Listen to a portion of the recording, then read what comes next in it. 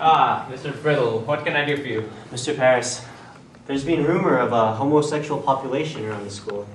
I hope you haven't gone and decided to chase these free spirits. A wide opinion's running in the school that gays may be among us, and I would satisfy them that they are wrong. Then go ahead and call them wrong. But did you consult the PTA before going to the counselor? If it is an issue in our school, then let us blame ourselves. How could we blame ourselves in a time like this? I'm an upstanding member of the school, and yet all of my children but one are dead. To me. Putnam, did you just spit in my office? And where did you come from? There's no time. Homosexuals are afoot. Anyways, I'm sorry for the interruption, Mr. Paris, but I thought someone should let you know that a Mr. Hale is here to see you.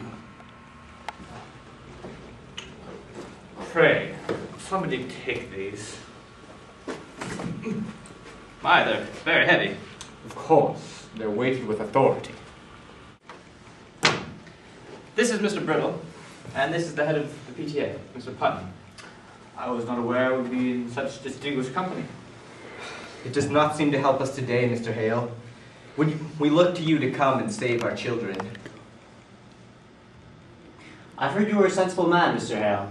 I pray that maybe you'll leave some of that sense here in Salem.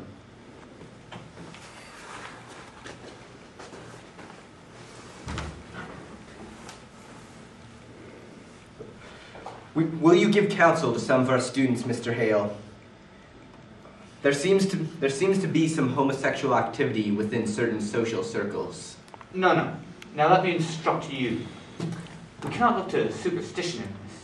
The marks of homosexuality are fairly obvious.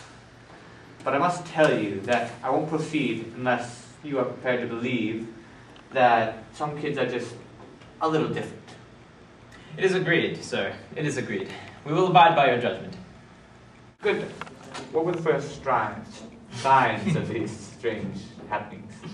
Why, sir, I discovered some of the boys on the football team partying in the dorms last night, very explicitly. You meant partying? No, it was secret. And that janitor, Taquito, he's a bad influence on our children. I think I should see these boys at once.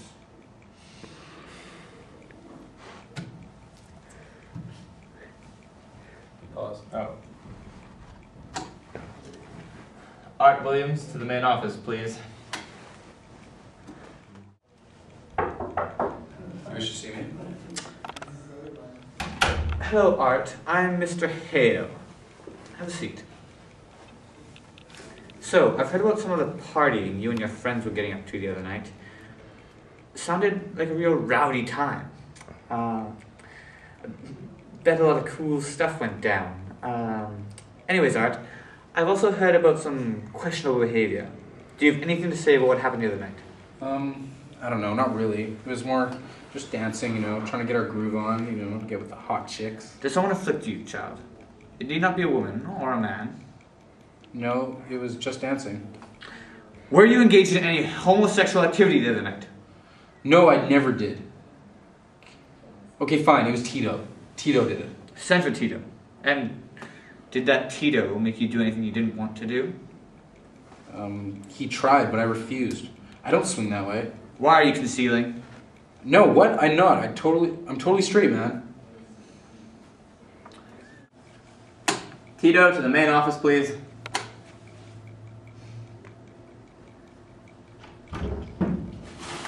He did it. He made all of us do it. Art! He bought beer for us. He made us all drink beer. Yo, you begged me to boot for you, I Hesse? never. He's always whispering corruptions in my ear. Mr. Paris, man, I never. He should be deported. Whoa, don't deport me. I couldn't help myself. I'm so sick. So you are gay then. Now, Tito, we're going to help you tear yourself free. But there are just so many influences, man. What's influencing you, Tito? Oh, that Ryan Seacrest guy, Will and Grace. Open yourself, Tito. Open yourself to the grace and light of God. Bless the Lord, Hesse. Who else has influenced you? Is it anyone you know? Anyone who's making these children turn queer? Yo, there's so many. I want to open myself. I want the light of God. I saw Richard Season wearing a pink scarf. I saw Ryan Shams looking at a gay hotline advertisement. I saw CG wearing fishnet tights and work boots in my shop class. I saw Mark Bibber wearing lip gloss. I heard Kevin Parker speaking with a lisp. The superintendent. I'll get the superintendent. I'm not offended by homosexuality.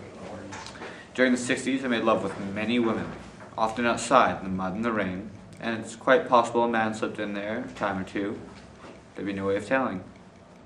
That's why I'm out of here. I'm not in for this hunting of down homos. It's very offensive and ignorant. So Mr. Hale left. He said something about hunting gays being offensive, or I don't remember exactly.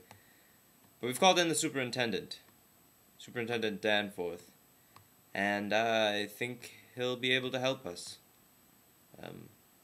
He knows how to spot a gay person, and he's pretty firm.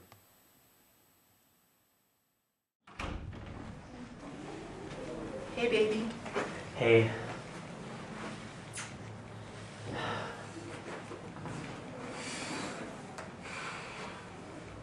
What keeps you up so late? It's almost dark. I was at the school marking papers. Are the boys asleep? Yes. John, I heard from our eldest that there are now 14 boys being investigated at the school for homosexuality, and our son is one of them. What? It is a proper system they have now. They've sent the superintendent to come and deal with this mess. They'll be judged, and the superintendent has a power to send these boys away. Did you know that? This is a lie. I know it is. Art told me so. I'm only wondering how I'm going to prove it. The boy's a saint now. I think it's not easy to prove he's a fraud. He told me in a room alone. I have no proof of it. We must stop this hysteria. You were alone with him? For a moment, yes. The others came in soon after. Then do as you wish. I'll not have it. You doubt me yet? I have forgotten Art. I love you. Just find a way to get our son out of this. Yes. So, since Danforth got here, a lot of people have been accused, and some have even been expelled. I have to say, it's all pretty shocking. I didn't know there were that many homosexuals in our school.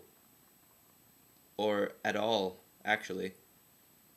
I have to say, the most surprising thing was that John Brittle was accused. I really didn't see that coming. He's one of the best teachers I have. Of course, I've always said his wife was a little bit masculine.